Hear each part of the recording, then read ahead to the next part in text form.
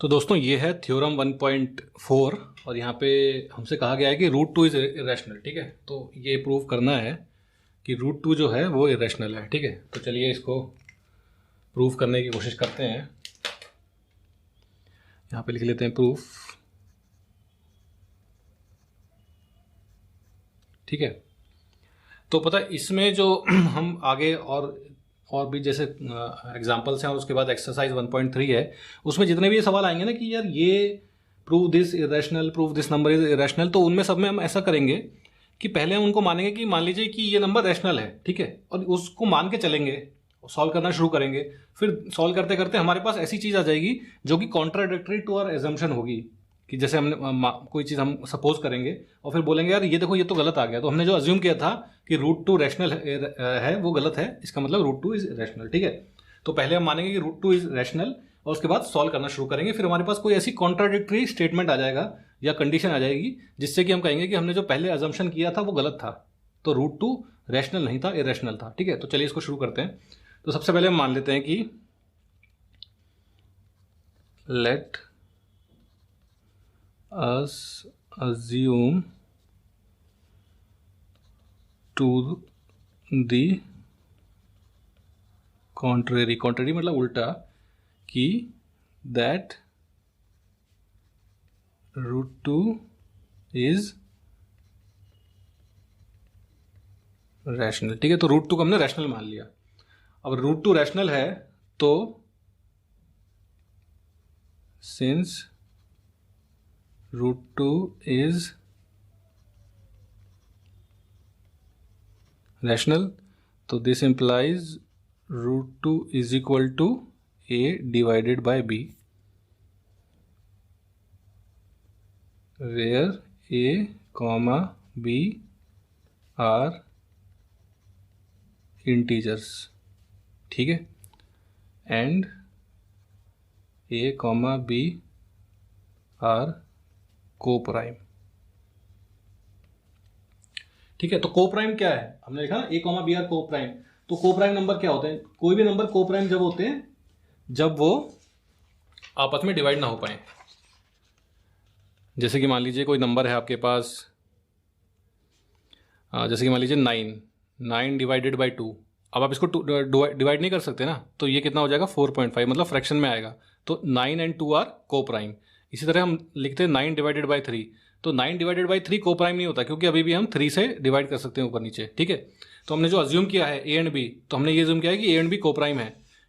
क्योंकि देखिए को प्राइम नहीं भी है तो उनको बना सकते हैं ना, जैसे हमने जैसे हमारे पास था रूट टू, तो ऐसे is equal to root two या कोई भी नंबर होता रैशनल और वो हम लेते हैं 9/3, तो हम उसको इस फॉर्म में रिड्यूस कर सकते हैं ना। 9/3 को हम 3/1 लिख सकते हैं।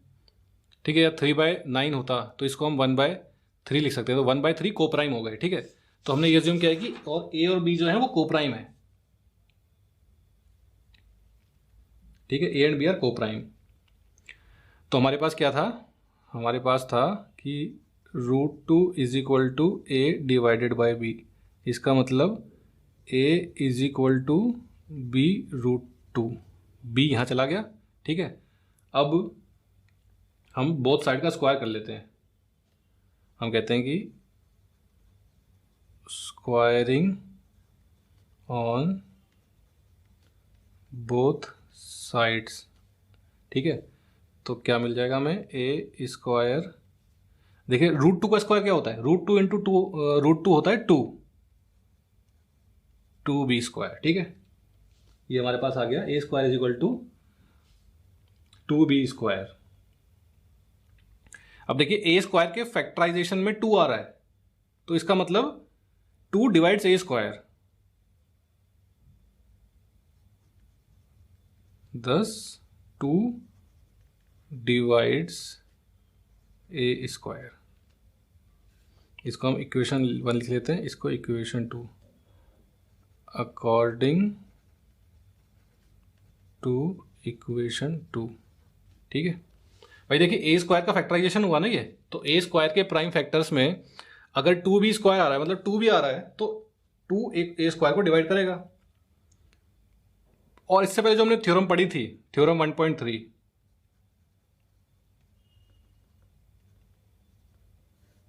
वो क्या कहती थी, थ्योरम 1.3 कहती थी कि इफ P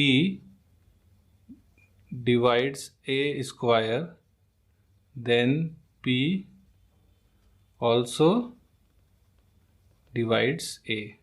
ठीक है, तो हमारे पास क्या आ गया, 2 डिवाइड्स A स्क्वायर। तो इसके हम कह सकते हैं कि अकॉर्डिंग टू थ्योरम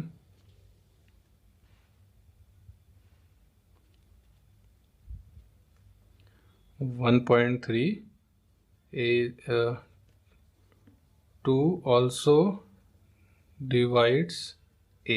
ठीक है, तो 2 A को भी डिवाइड करता है। ठीक है, अब 2 A को डिवाइड कर रहा है तो हम ऐसा कोई नंबर लिख सकते हैं जैसे कि, अब देखिए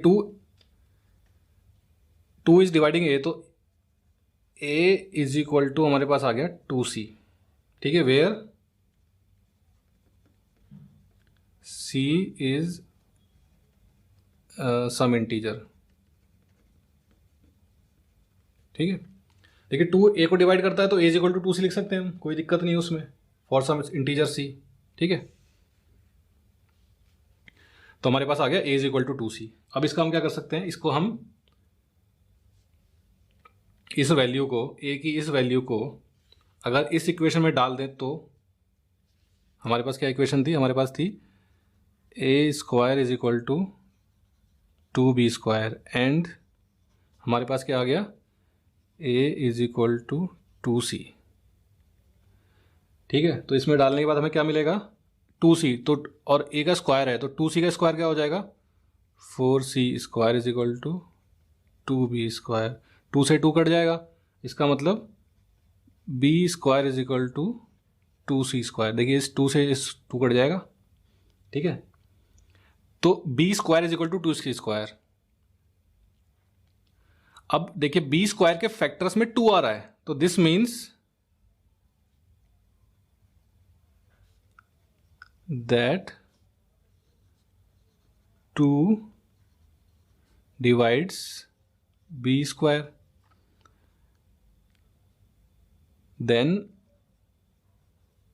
according to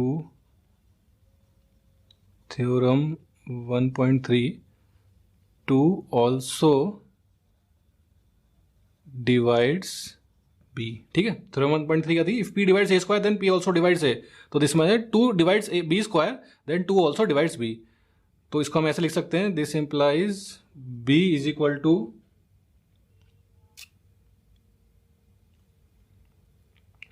2D for some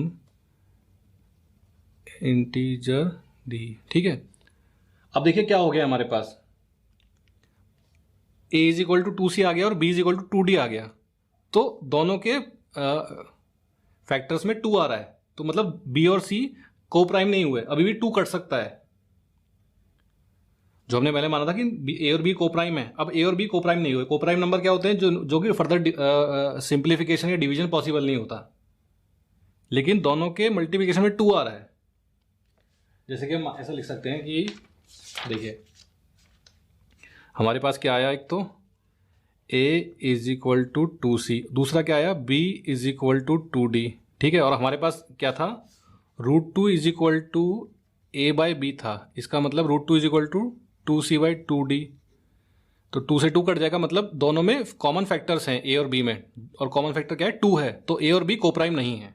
ये बात आपको क्लियर हुई, A और B को प्राइम क्यों नहीं है, क्योंकि A और B दोनों के फैक्टर्स में प्राइम फैक्टराइजेशन में 2 आ रहा है। तो हम कह सकते हैं since A and B have 2 in their factors, thus A and B are not co-prime। ठीक है, लेकिन हमने तो अज्यूम किया था कि A और B आर को प्राइम। यहाँ देखिए हमने अज्यूम किया था ए और बी को प्राइम है, यहाँ पे आ गया नॉट को प्राइम है, तो ऐसी गड़बड़ क्यों हो रही है? बट दिस हम यहाँ लिख सकते हैं हम,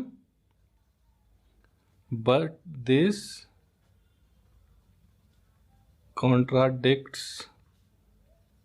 our assumption that A and B are co-primes। ठीक है,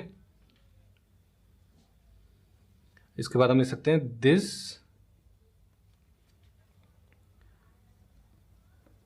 contradiction has arisen because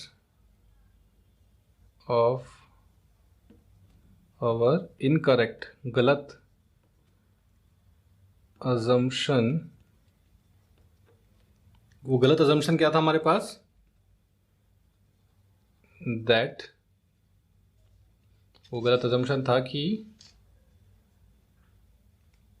that √2 is rational। ठीक है, so we conclude that √2 is, क्या है √2? इरेशनल है। ठीक है, क्लियर हुई आपको बात? √2 इरेशनल क्यों है? क्योंकि हमारा जो ओरिजिनल अजम्पशन था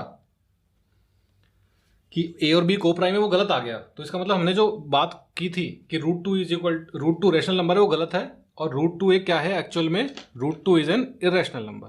ठीक है, तो इसी तरीके से बाकी हमें और भी जितने भी अब क्वेश्चंस आएंगे ना आगे चल के कि √2 इज इरेशनल या √3 इज इरेशनल, ऐसे ऐसे आएंगे। जैसे एग्जांपल 9 है √3 इज इरेशनल। ठीक है, तो उसको भी हम इसी सेम तरीके से प्रूव करेंगे।